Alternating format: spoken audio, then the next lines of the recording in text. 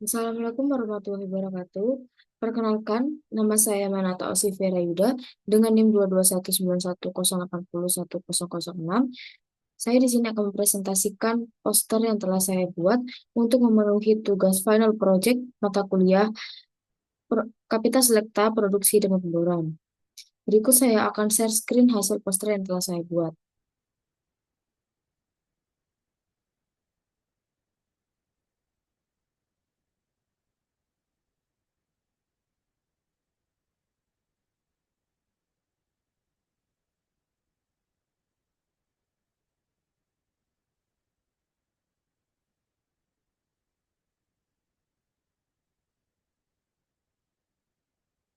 Poster kali ini mengambil judul pengembangan sistem smart revitalisasi Matrifit melalui integrasi energi harvesting dan pemeringkatan solusi produksi.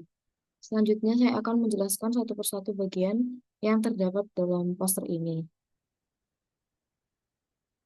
Poster ini mengacu pada dua jurnal pendukung, yaitu jurnal yang pertama berjudul Maximizing Mature Field Production, a Novel Approach to Screening Mature Field Revitalization Option, dan yang dipublikasikan oleh Society of Petroleum Engineers tahun 2016 dengan kode SPE 1800090 MS.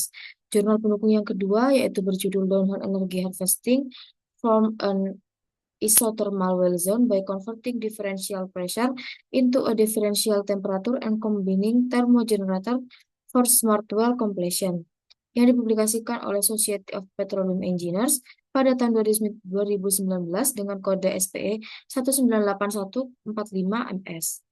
Selanjutnya, yaitu eksekutif summary, laporan ini mengangkat solusi atas dua kendala utama dalam optimalisasi motor feed oil yang ketergantungan strategi revitalisasi terhadap data reservoir lengkap dan keterbatasan penerapan smart well akibat ketiadaan energi bawah tanah. Studi ini mengusulkan sistem integratif berbasis dua inovasi. Yang pertama, screening revitalisasi adaptif yang dapat digunakan mesti data lapangan minim. Dan yang kedua, yaitu smart well berbasis vortex tube, serta sebagai sumber energi lokal tanpa kabel permukaan. Yang selanjutnya, yaitu latar belakang Maturfield masih menjadi andalan produksi global, namun menghadapi tantangan penurunan produksi, terbatasnya data teknis, dan infrastruktur yang menua. Studi ini mengkaji dua pendekatan yang saling melengkapi, metode pemeringkatan revitalisasi untuk pemilihan strategi produksi, serta smart well berbasis vortex tube sebagai solusi energi lokal tanpa kabel permukaan.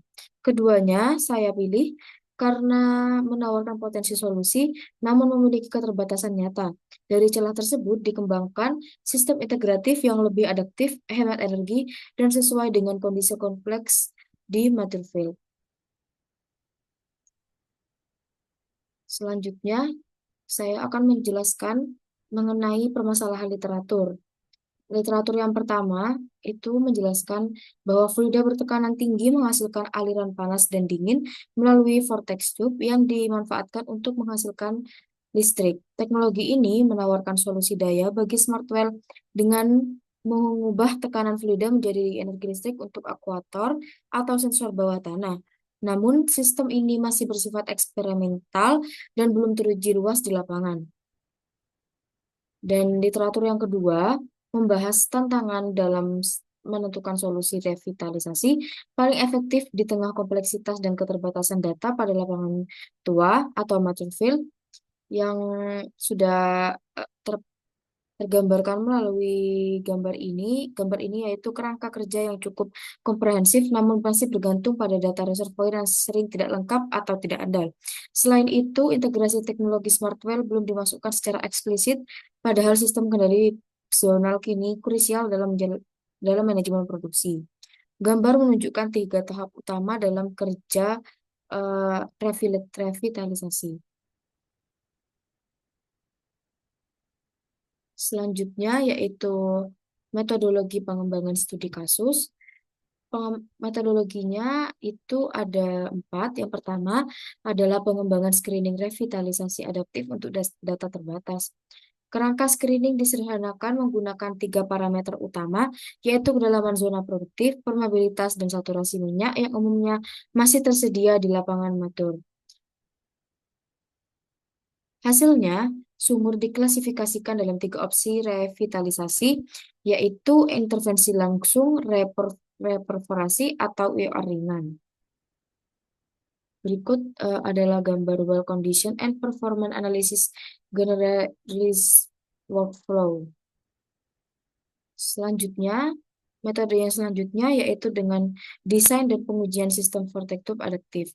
Sistem dimodifikasi agar mampu menangani fluida campuran gas cair tetap menghasilkan delta T lebih dari 20 derajat Celcius pada delta P lebih dari 200 PSI, serta dilengkapi filter untuk mencegah sumbatan pengujian laboratorium menggunakan udara dan air menunjukkan bahwa delta P 250 sampai 300 PSI dapat menghasilkan delta T hingga 30 derajat Celcius.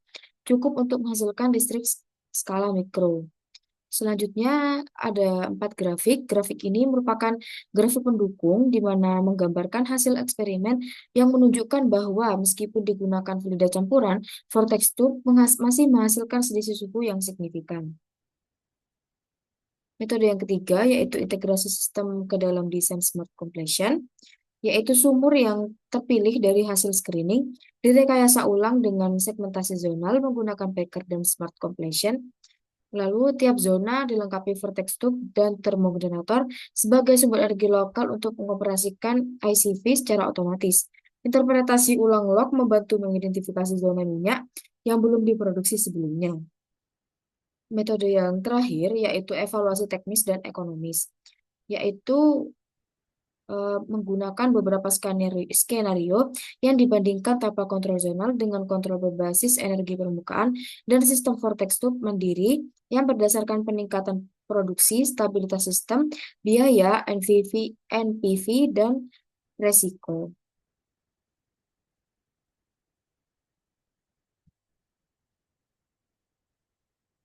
Mungkin itu saja yang dapat saya sampaikan. Kurang lebihnya mohon maaf. Wassalamualaikum warahmatullahi wabarakatuh.